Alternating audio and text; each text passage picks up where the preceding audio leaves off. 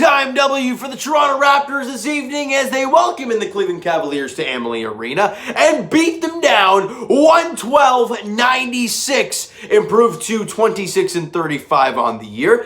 And the Raptors have won 5 of their last 6 ball games.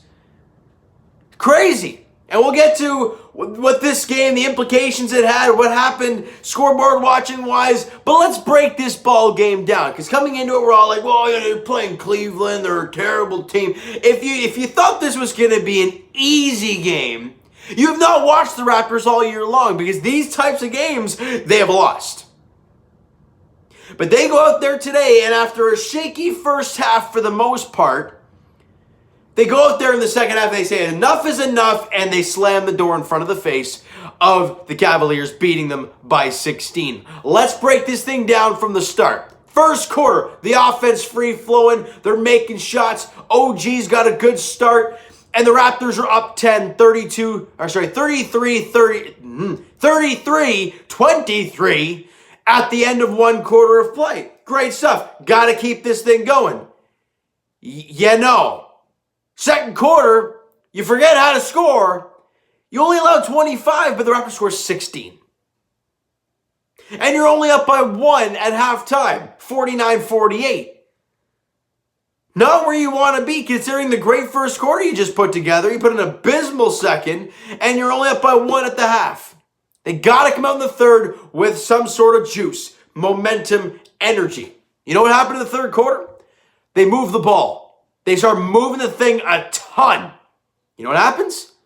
Buckets. They knocked down 32 points, and they only allowed 22 because their defense was playing a lot better. It does help when Cleveland's missing a ton of shots. However, someone's got to contest it. And you're plus 10 in the quarter. You're up 11 going into the fourth. You got to close the door. Closing time. And in that fourth quarter, Raptors win it 31-26 behind Malachi Flynn being Mr. Fourth Quarter, it seems. And the Raptors win it by 16, 112-96. You guys know what I'm talking about right now. 3 keys to the game for the Toronto Raptors. What is it? Here we go. Rebounding. Raptors were plus 3 on the glass. There's a big number. How'd they shoot the 3? Raptors only shot 28% from 3. Not very good. However, how did they shoot the 3? 26%. There you go. 2 of the 3 of the category, you win a ball game. It seems automatic at this point. And the Cavaliers shoot 43% from the field, not very good, and 88% from the line. But the Raptors, they were shooting the ball really bad from three-point range, 28%. However, when they got in the paint and when they were just getting physical on the inside, they made it count. 54% from the field for the Toronto Raptors, and they were plus 18 in points in the paint. Credit to Pascal Siakam for that. He was driving hard today. He was playing aggressive. He had 5 fouls, but he was playing really, really well. So great job for Pascal. And the Raptors shot 90% from the free throw line, and they had 20 attempts. Take it in. Knock down your freebies. It goes a long way. Now, let's break down the players because we want to talk about who did what today. First off, no Gary Trent Jr. today. It was a contusion, I think it was. Something like that. Either way, he did not play today with an injury. It was not rest-related or any of that. It was actually something wrong with him. So good to see him have a kind of a day off, though, to kind of get things sorted out. And Khem Birch, the Montreal native, has come on the scene for the Raptors as kind of that stabilizing factor at the 5. A guy that's going to block shots, be sound on the inside, rebound the ball a little bit, have a little bit of paint scoring, give you a little bit of something you haven't had yet this year.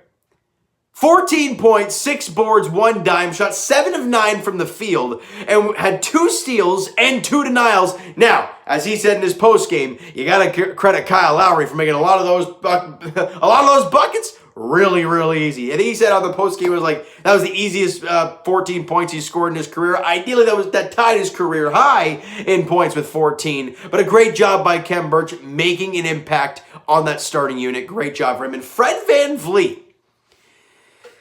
He only had 8 points, 5 boards, and 6 dimes, shot 3 of 10 from the field, was 1 of 5 from 3, and if I'm not mistaken, didn't play the fourth quarter at all.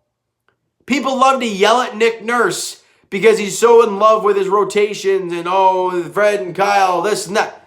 Malachi Flynn closed this game out in the fourth. I don't even know if you saw Fred for a minute there in that fourth quarter. But Malachi deserved it, and he went out there and made it happen. So, Fred, you want to play, you got to play better, bud. You played in the last game, great, but you lost. Malachi closed that game out real strong today, but we'll get to him in a second. The MVP in today's ballgame, I mean, you can give it to a few different players, but I'm going to give it to Pascal. He gets a lot of hate when he's not playing well. When he plays well, no one talks about it. Pascal, 25 points, 5 boards, 4 dimes.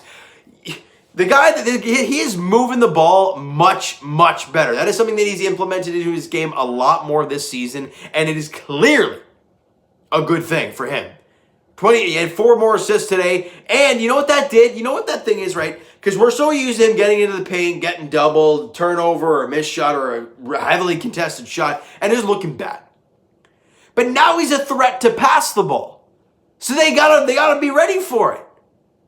Great job for Pascal today. He shot 11 of 19 from the field. He was stellar, including a couple of really nice spin moves and the left-handed slam. Oh, beautiful job for Pascal today. He shot 2 of 5 from 3 as well. I understand they're playing Cleveland, but you got to go out there and do a job, and he did that again tonight. And OG Anunoby, we're seeing this guy blossom before our very eyes offensively. I mean, really. He's averaging over 15 a game. He dropped 20 today, 25 and 2, shot 9 of 15. That's the thing with OG. Not only is he going to, knock down, I think he's like a streak going of double digits, and he knocked down 20 today. He's always efficient as well. Shot 9 of 15 from the field, but 0 of 5 from 3. But 9 of 15 from the field, I'll look at that number over the 0 of 5 any day of the week.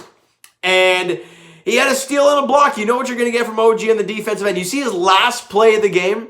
OG's very last play before he literally walked off the court, clamped down defense, leading to a shot clock violation, then just walks off the floor. The guy's absolutely stone cold savage. I love it. Absolutely. Fantastic for OG. And Kyle Lowry, we talked about in the last video, how we need him to shoot a little bit better. He had 9 points today on 3 of 9 shooting. He was 1 of 6 from 3. However, the 5 rebounds and the 10 assists today, you got to give Kyle some credit for that. He's always going to give you the effort night in, night out. We'd love to see some more scoring from him, but when you got OG dropping 20 and Pascal dropping 25 and Malachi dropping 18 off the bench, and you're not even allowing 100 against, the odds are you're going to win a basketball game. So a great job for Lowry moving the ball and getting everybody involved, as he always does. Speaking of Malachi Flynn, the guy played 22 minutes or 24 minutes? This is his stat line. 18 points, 5 boards, 5 assists. And get this part. On 4 of 6 shooting, he had 18 points on 6 field goals. Sorry, let me rephrase that. 6 field goal attempts on 4 main field goals. He's 18. Malachi Flynn, man, he is blossoming before our very eyes, just like OG. Things are looking up for the Toronto Raptors, I'm telling you. And he was also 2 of 4 from 3-point range. He had 2 steals in the game. Malachi, just going out there and doing work late in ball games and looking like Fred out there. No emotions. Go out there, put in the work, and do your job. The Raptors might have found another gem. I talked about it in the draft video that he looked a lot like Fred VanVleet and when I was watching a lot of highlights, and he literally looks like a lot like Fred VanVleet, but his game is modeled after Fred, it looks like, and you're seeing that. You saw that today. Great job by Malachi, and even Yuta Watanabe had 9 points, a couple boards off the bench. It was 4 of 4 from the field and 1 of 1 from 3-point range. That one in the corner was a catch and shoot, and he was on the move too, so it was a nice shot from Yuta in the corner. And now let's get to the fun stuff. And well, James, the game was fun, so what the heck? Well, we're all scoreboard watching at this point. The Raptors did their job today with the win. Before the Wizards and Spurs game ended, the Raptors were a game and a half behind the Wizards for that final playoff spot, or play-in spot of the 10th seed. Wizards going into that game had won 8 straight. They're red hot. And even the Bulls are tied with the Raptors, but they have the season series, so they're technically ahead of the Raptors. They're taking on Miami tonight. If Miami beats Chicago, the Raptors have a 1-game lead over the Chicago Bulls for the 11th seed.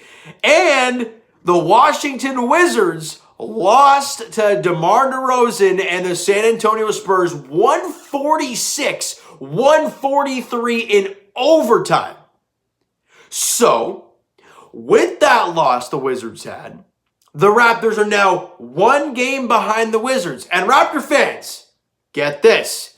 If these two teams, the Raptors and Wizards, end up tied by season's end, the Raptors will get the number 10 seed.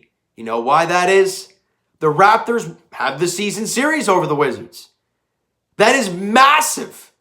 Because, look, if you're looking at the two schedules, it's very lopsided in favor of the Washington Wizards. But either way, you got to go out there and you got to take care of business. You got to win your ball games, no matter what. You go out there and you lose, it doesn't matter what the other team does, especially since they're a game ahead. But it's crazy how tight this is, Raptor fans. Now, as I mentioned, the schedule is really difficult.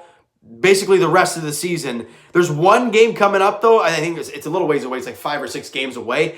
But the Wizards, you play the Wizards. It could mean a lot, but it might not. The Raptors have a stretch coming up. They play the Nets tomorrow on the second night of a back-to-back. I know, I can't remember the teams exactly. I think you have Denver, Utah. It could be Utah. The Lakers, the Clippers. There might be another team in there that I'm missing. And then you take on the Wizards? I don't know. But either way, you have a stretch of facing some really crazy good teams. To be the best, you got to beat the best, right? Am I right, Raptor fans? And the way this team is playing right now, anything is possible with this Raptor team the way they're playing right now. I have total faith in these guys. They're going to go out there tomorrow against Brooklyn. No matter what team, no matter what lineup they throw out there, this team's going to give their A game. And we have noticed that 5 of the last 6 games, we have noticed that. And for 3/4 of the Knicks game, heck. They were great. So, as I mentioned, the next game for the Toronto Raptors is tomorrow on the second night of a back-to-back, which Raptors this year have not been good at all on back-to-backs, as they welcome in the Brooklyn Nets to Amalie Arena. It's a 7:30 tip-off there. Look, you win that ball game. I don't know if the Wizards play tomorrow, but if you win that ball game, you're a half a game behind the Wizards. You would have won 2 straight. You would have won 6 of 7. I mean, tomorrow is a massive game because it's the second night of a back-to-back as well. What lineup are we going to see? Who's going to perform?